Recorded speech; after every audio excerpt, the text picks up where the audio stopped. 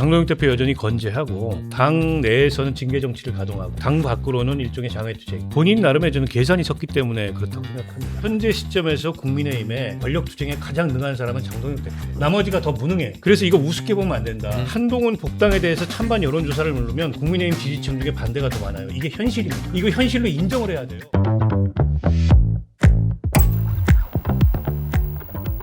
두 번째 의제 넘어가 보겠습니다. 치고 나가는 한동훈. 아까 저희 김주혁 최고께서도 잠깐 언급을 하셨지만 오늘 오후 2시 30분 보안수사권 관련 토론회를 한동훈 의원이 개최합니다. 내일은 국회 본회의에서 처리가 예상되는 소위 보안수사권 폐지 내용을 담은 형사소송법 개정안에 대한 필리버스터를 진행하겠다고 했었죠. 맞아요. 네, 지금 그거 어떻게 잘 되고 있나요? 뭐 국민의힘이 그거를 껴줘야 된다고 하던데. 그 원내대표가 이제 순번을 정할 텐데 예. 그거를 제가 보기에는 지금 대한민국에서 그리고 지금 국회의원들 중에서 그 한동훈 의원만큼 전임 법사위원장을 했죠. 그다음에 그 이 보안수사권에 법무부 대해서는 장관. 법무부 장관. 네. 법무부 장관을 했죠. 그다음에 보안수사권에 대해서는 끊임없이 본인이 이게 문제가 있다는 것들을 구체적인 사례를 들어가면서 그랬죠. 제기를 해왔잖아요. 그러니까 아마 한동훈 의원처럼 여기에 대해서 강력하게 그리고 날카롭게 비판할 수 있는 사람은 없다고 보여져요.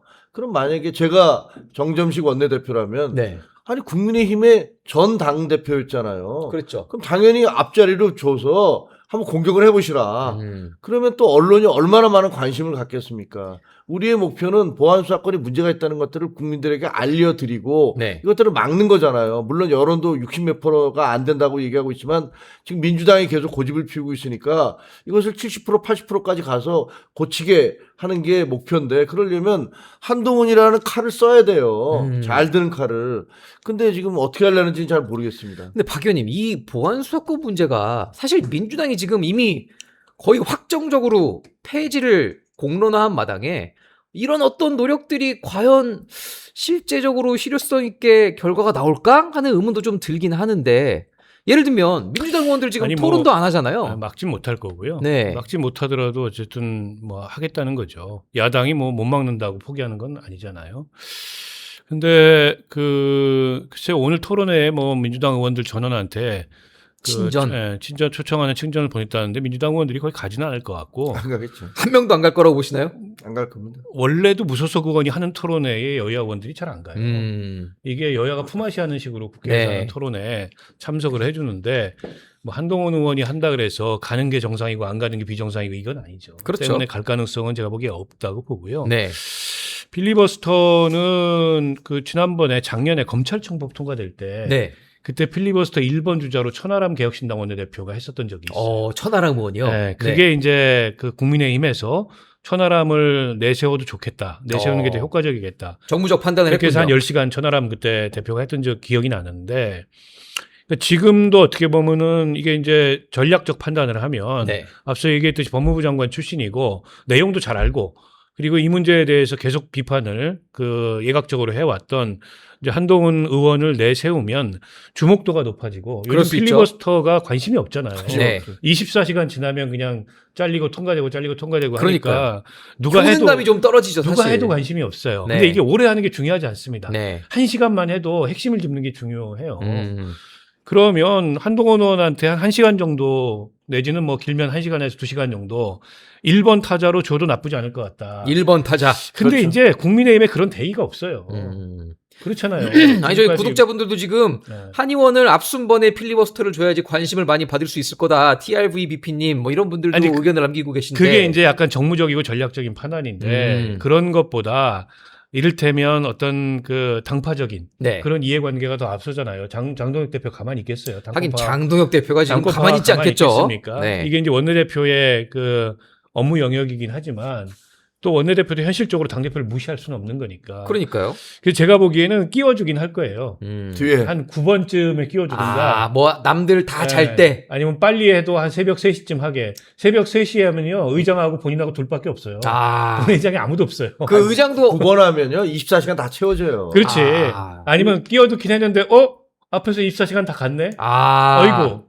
그런 이러고 것도 가능하군요. 이러고 끝날 수 순번은 있죠. 넣어줬지만 끝나버렸네. 네. 앞에서 길게 해서 한 걸 어떡하란 아니 말이야. 혼자서 24시간 하는 사람도 있잖아요. 그럴 수 있죠. 근데 그러면 한동훈 의원은 장외에 나가서라도 자기가 독자적으로 뭐 필리버스터를 유튜브로 라이브로 하실 건지 뭔지 그건 하겠다고는 하는데. 말이 좀 이상하긴 한데 네. 그걸 대신해서 지금 제도권 안으로 들어와 있는 사람이잖아요. 지금. 그렇죠. 네. 그러니까 오늘 토론회 같은 걸 하는 거예요. 음. 오늘 토론회에 뭐 161명 모두에게 초청장을 보냈지만 오시지는 않을 것 같아요. 네. 오지는 않을 것 같지만 아마 필리버스터를 하게 되면 앞순번에 들어가게 되면 뭐 시간을 예를 들면 2시간만 하시라 그러면 네. 그렇게 얘기할 수도 있잖아요. 다른 의원들도 하겠다고 하니까. 네. 그럴 수도 있는데 저는 이해할 수 없는 게 장동혁 대표는요. 입만 열면 여당과 싸워야 된다라고 얘기하잖아요. 그러니까요. 근데 제일 잘 싸우는 사람은 다 야 넌 나오지 마.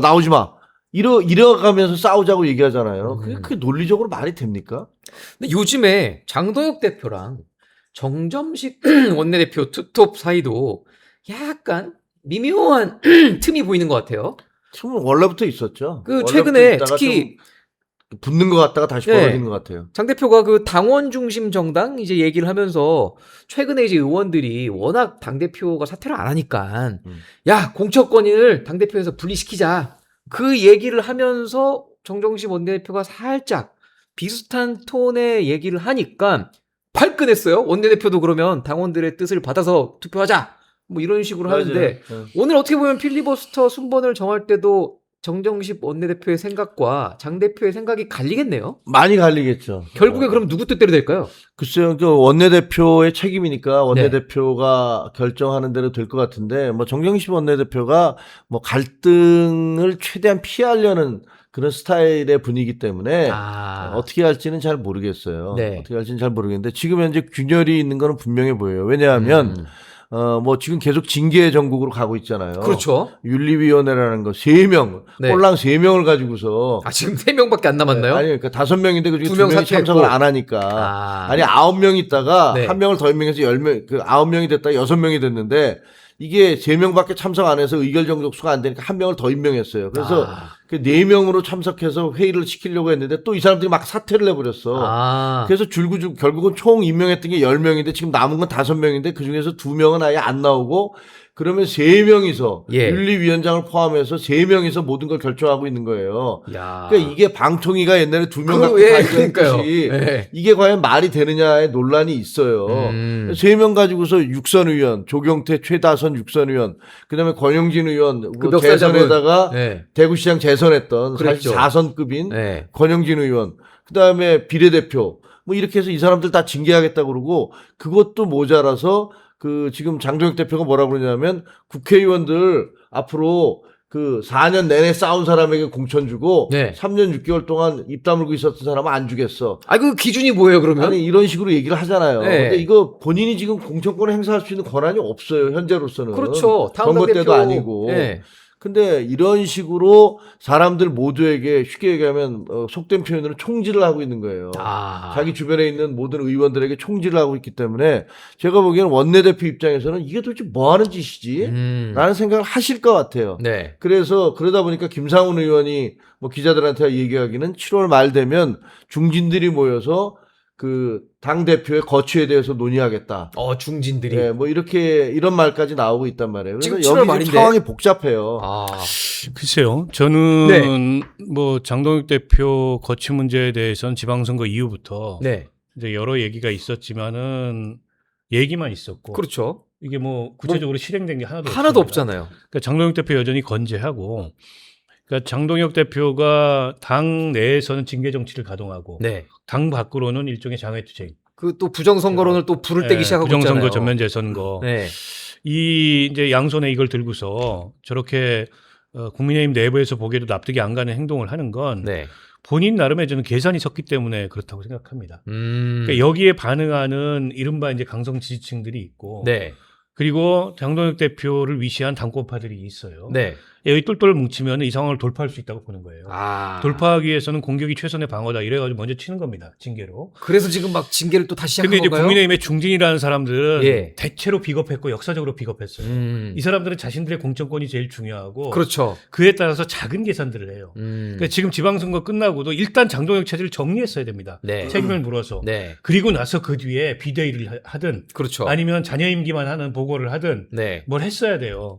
근데 계산하다가 타이밍을 놓친 놓친 거예요. 자기들 공천권 때문에. 네. 그런데다가 올림픽공원 사태가 터져가지고 갑자기 명분을 부정선거론이 주고. 장외에서 커졌고 네. 권영진 의원 또 실언하셔가지고 그 멱살을 왜 잡으신 이른바 거지? 쇄신파의 입지가 약해졌고 그러니까요. 그런데다가 조경태 의원이나 진종호 의원도 형식 논리로 보면 징계 사유가 없는 게 아니에요. 네. 형식 논리상으로는 징계 사유가 있어요. 네. 당내에서 이 정치력을 발휘하지 않고 모든 걸 징계로 가져가는 게 맞냐라는 비판이 있지만 그것과 변론으로 네. 때문에 저쪽은 저쪽 나름의 논리가 있는 거예요. 그러니까 음. 이거 그냥 밀고 가는 겁니다. 아. 돌파할 수 있다 이렇게 네. 생각을 하고 게다가 장동익 대표 뭐라고 얘기하냐면 그 국회의원 그 선출할 때 네네. 당내 경선이나 이런 거를 100% 국민 참여 경선으로 하자라는 주장에 대해서 네. 아니 그 당원 주권에 반한다. 이 당원들이 그 더 잘 싸우고 열심히 싸운 사람들 네. 당원 의사에 반해서 당원 의사에 부합하게 그런 사람들이 국회의원이 되는 걸 원한다.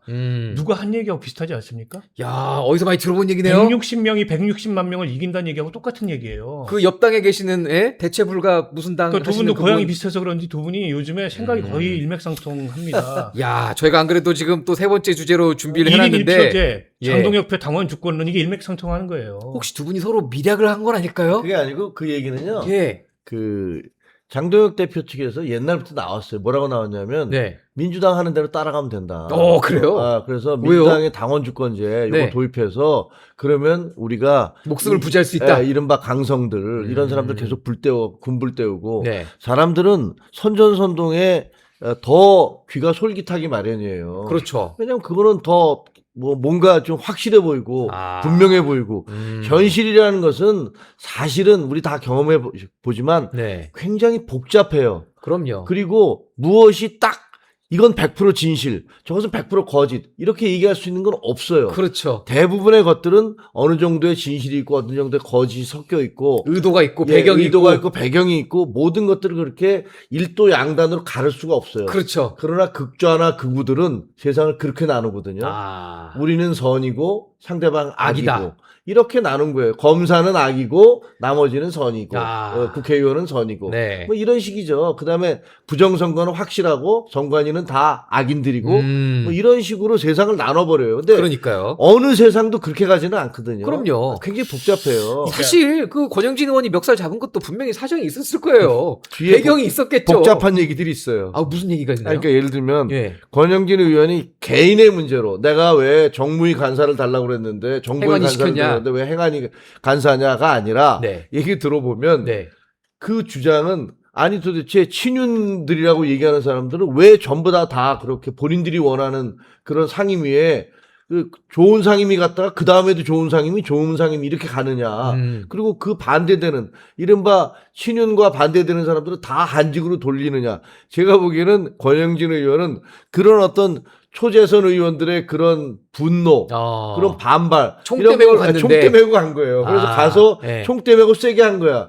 그렇다고 해서 멱살 잡으면 절대 안 되죠. 그렇죠. 근데 예. 저는 국민의힘을 이렇게 보고 있으면 친한계도 네. 대안과 미래와 같은 쇄신파도 네. 그다음에 그 당의 중진들도 간과하면 안 되는 게 현재 시점에서 국민의힘의 내부의 구성원들 중에 권력 투쟁에 가장 능한 사람은 장동혁 대표예요. 아, 나머지가 더 무능해요. 그러네요, 사실. 나머지가 더 무능해요. 제가 네. 보기엔. 그래서 이거 우습게 보면 안 된다. 한동훈 복당에 대해서 찬반 여론조사를 누르면 국민의힘 지지층 중에 반대가 더 많아요. 이게 현실입니다. 아. 이거 현실로 인정을 해야 돼요. 국민의힘 당원들 중에 네. 한동훈 복당을 반대하는 사람이 아주 강렬하게 반대하는 사람이 있다. 그리고 그게 무시할 수 없는 숫자고 규모다. 라는 걸 인정하지 않으면 현실 위에서 출발하지 않는 거예요. 그러니까 믿는 구석이 있는 거죠. 지금. 장동혁 대표가 하는 얘기가 아무리 이치에 맞지 않고 네. 어떻게 보면 아무리 상식에 반해도 지금 지난 그 한 몇 개월간 이 국민의힘 안팎에서 전개된 양상을 보면 권력 투쟁에 가장 능한 사람은 장동혁이에요. 그 인정해야 됩니다. 그걸 넘어설 사람이 지금 당내에 제가 없다는 보기엔 거죠. 그에 비하면 다선 영남 중진들은 굉장히 비겁해요. 지금 뭐 가장 최다선인 주호영 의원은 아마 어떻게든 한 번 더 당선돼서 국회의장을 하실 생각이 있으실 것 같고. 아니 대체로 다들 그 생각입니다. 아, 그런가요? 그러니까 네. 그 생각을 하게 되면 한동훈 복당도 흔쾌하지 않은 거예요. 아니 잘 모르겠어. 복당했을 때 저게 내 안전에 좋은지 안 좋은지 이게 불확실해. 그러니까는 일단 밀어두는 겁니다. 그리고 장동혁 뭐 저거 당 끌고 갈 수 있겠나? 총선 저 맡길 수 있겠나? 이런 생각 다 해요. 네. 근데 당장 그렇다고 대안이 없으니까 일단 두고 보자. 내년 한 2월이면은 그 지나면은 그다음에 이제 온 임기를 할 수 있는 공천권 갖는 새 지도부를 만들 수 있는 시기가 되니까 그때 가서 보자 이렇게 밀어넣는 거예요. 근데 네. 장동혁 대표가 식물처럼 가만히 있냐고요, 그때까지. 음. 가만히 안 있잖아요. 네. 징계도 하고 자기 이제 정치 기반 계속 확대하려고 그렇죠. 올림픽공원 나가가지고 저 부정선거 시위하고 젊은 극우들 만나가지고 되도 않는 간담회하고 이걸 한단 말이에요. 네. 그래서 그렇게 장동혁 무시할 수 있는 상황이 아니라니까요. 대항마가 없네요. 아니, 대항마가. 장동혁 대표를 무시할 수가 없어요. 그러니까요. 왜냐면 그 사람 개인이 아니고 네. 그 뒤에 있는 윤호개인 세력들이 결합돼 있잖아요. 그렇죠. 근데 그게 뭐 아무리 비상식적이다 말이 안 된다 하더라도 어쨌건 현실적으로 존재하는 세력이에요. 그렇죠. 그리고 그 사람들은 목소리가 높잖아요. 그렇죠. 다른 사람들이야 생계하는데 아니 얼마나 바쁘고 네. 그렇지만 그 사람들은 모든 걸 다 던져서 그걸 하고 있기 때문에 음. 원래 그 소수의 강력한 목소리가 그 다수의 조용한 사람들을 다 압도하게 돼 있잖아요. 그러니까 묻히죠. 그걸 어쩔 수 없는 거예요. 그리고 여론조사에서 그 한동훈 대표에 대해서 복당 반대가 더 높은 거. 네. 민주당에서는 100% 복당을 반대해요. 아, 그래서 높다는 건가요? 아니 그것도 예. 있지만 국민의힘 내에서도 높아요. 그 이유는 뭐냐면 두려움 때문에 그래요. 아. 두려움은 뭐냐면 야 지금 우리 당이 한동훈 대표 들어오면 또 분명히 장동혁 하고 장동혁 풍비 대표하고 박산이 날 텐데. 풍비박산이 날 텐데 야 그러면 우리가 또 그냥 진짜 그 계엄 이후의 상황으로 또 가는 거 아니야? 뭐 이런 두려움이 있잖아요. 그렇죠. 그러니까 그 사람들은 야 조금 뭐 그렇게 급한 것도 아닌데 뭐 당장 들어야 될 이유가 뭐 있어라는 생각을 하기 때문에 그 지지도가 들어오는 것들에 대해서 비슷비슷하긴 한데 더 좀 높아요. 그럴 수 있겠네요. 뭐 그런 게 있다라고 저는 생각을 해요. 자, 우리 구독자분들께서 뮤지션님, 국민의힘이나 민주당이나 극성 당원만 보고 정치하는 것 때문에 문제다. 당원 주권제에 일반 국민은 없냐? 맨날 극단주의자들 말만 들을 거냐? 이래서 정치가 병든다. 굉장히 속 시원하게 아주 처방을 잘 내려주셨네요. 우리가 하는 얘기 이분한테는 똑같이 하시는 게 거의 커피 쿠폰 하나 드려야 될 것 같아요. 네. 자, 뭐 지금 국민의힘도 이 오늘 그리고 내일 과연 이 형사소송법 개정안을 놓고 필리버스터 그리고 또 법사위 본회의에서 어떤 투쟁을 보여줄지, 어떤 야당으로서의 결기를 보여줄지 저희가 한번 근데 네. 저는 요 말 한마디만 할게요. 두 마디 하셔도 됩니다. 그 검찰총장 지금 직무대행 권한대행? 권한대행이죠. 권한대행도 직무대행인가요? 예. 네, 뭐 어쨌든. 형사소송법 보안수사권 폐지에 대해서 형사사법 체계를 붕괴시킬 거다. 이렇게 이제 우려를 표하는 입장을 냈던데요. 저는 그 민주당의 이른바 검찰개혁 강경론자들한테 묻고 싶은 게, 네. 그 어쨌든 지금 검찰의 수사 개시권, 그다음에 수사 종결권이 없어졌기 때문에 보안수사권은 사실은 제도적으로 보면 이미 이 수사 기소 분리는 95% 완성됐고, 네. 그야말로 최소한의 범위에서 경찰 수사도 완전할 수 없기 때문에 그렇죠. 그거를 법률적 관점에서 다시 한번 들여다보고 필요하다면 보안 수사를 요구하고 네. 보안 수사 요구하기에는 뭐 시간이 촉박하다든지 아니면 중요 증거를 너무 검찰이 많이 누락해서 이건 고의가 의심된다든지 그럴 수 있죠. 이런 건 이제 직접 수사를 하겠다는 거예요. 근데 이것마저 박탈해가지고 누구에게 득이 되나요? 이게 보안 수사권을 없애면 과연 그게 누구에게 득이 되느냐? 그렇죠. 저는 일반 범죄 피해자들한테 득될 리가 없어요. 제가 이제 피해자라면 네. 검찰이 하든 경찰이 하든 수사가 잘 돼서 그렇죠. 내 피해가 회복됐으면 좋겠고 빨리 끝나고. 가해자가 처벌받았으면 좋겠어요. 이게 그러니까요. 상식적인 심리예요. 네. 근데 힘 있는 자, 돈 있는 자들 입장에서 보면은 경찰 수사 단계에서 대충 무마했어. 마사지를 할 수 근데 있죠. 검찰이 이걸 들여다보는 건 싫은 거예요. 음. 결국 그런 사람들이 더 득을 보는 겁니다. 이 보안수사권 폐지가. 때문에 이게 우리 사회에 힘없고 백없고 돈 없는 서민들 혹은 그 민생범죄의 피해자가 될 가능성이 높은 사람들에게는 하등에 도움이 안 되고 그러니까요. 우리 사회에 권력 있고 힘 있고 돈 있는 사람들에게는 경찰만 막으면 돼. 야, 라는 어떤 가능성을 잘못된 주는 인식을 심어주는 제도예요. 도대체 네. 이런 걸 왜 하냔 말입니다. 그래서 정치인들에게는 그러면 보안수사권을 적용하지 말자라는 말도 안 되는 얘기까지 할 정도로 네. 도대체 민주당의 의도가 뭐냐라는 얘기를 했는데 지금 보안책이라고 내놓은 걸 보면 중수청을 만들었잖아요. 네. 중수청은 6대 범죄를 수사하기 위해서 특별하게 만들어진 기구예요. 그렇죠. 근데 거기다 보안수사권을 주겠다. 그러면 중수청 설립 취지하고 이게 안 맞잖아요. 약간 누더기법이 되고 있네요 지금. 네, 뿐만 아니라 네. 그 한병도 원내대표가 그런 말씀 하시더라고요. 검사는 수사하지 않는다. 근데 아니잖아요. 어떤 어떤 검사는 수사하지 않습니까? 그렇죠. 특검에 그렇죠. 파견된 검사는 다 수사하죠. 하죠. 공수처도 그럼 해요. 또 자, 네. 그러면 공수처는 일단 별도의 기구니까 그렇다 네. 치고 네. 현직 검사 신분이에요. 네. 지금 검찰청 소속에. 근데 특검에 파견된 사람들은 수사를 해요. 수사하죠. 공소도 하고. 그러니까요. 근데 그러면 앞으로 특검의 파견은 중수청에서만 하자. 공소청에서는 하지 말고 이렇게 할 겁니까?